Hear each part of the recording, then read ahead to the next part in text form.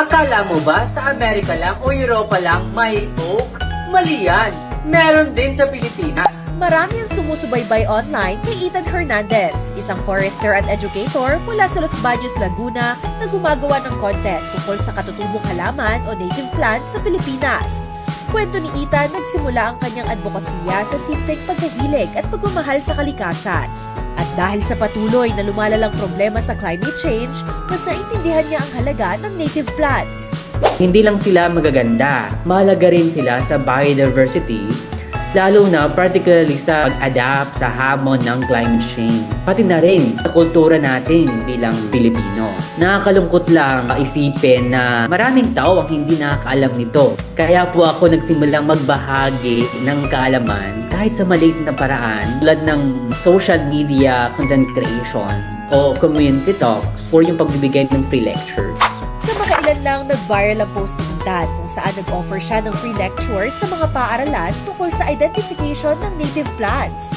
Ang goal ko actually talaga ay may paliwanag sa abot kayang paraan para mas maraming tao ang mainganyo at ma-appreciate ang mga katutubong halaman sa Pilipinas. Sinisikap kong gawing simple at accessible ang mga paksa. Karaniwan na tinatalakay ko ang, basic plant identification. Ano makilala ang isang halaman base sa itsura ng dahon, itsura ng bulaklak, at iba pang bahagi. Pinapaliwanag ko din kung ano ang pagkakaiba ng native, endemic, at ecological and cultural importance ng native plants. Kung anong papel nila sa biodiversity at sa mga lokal na komunidad.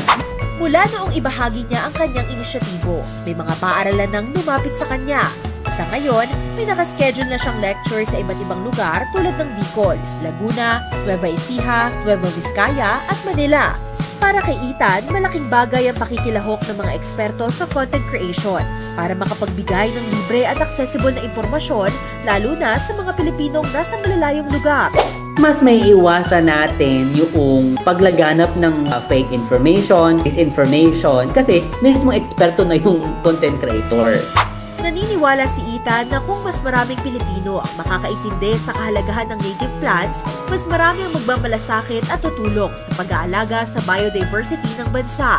Kaya bukod sa pag-iengganyo niya na kilalanin ang native plants, hinihikayat din niya ang lahat na pahalagahan at protektahan ang mga ito.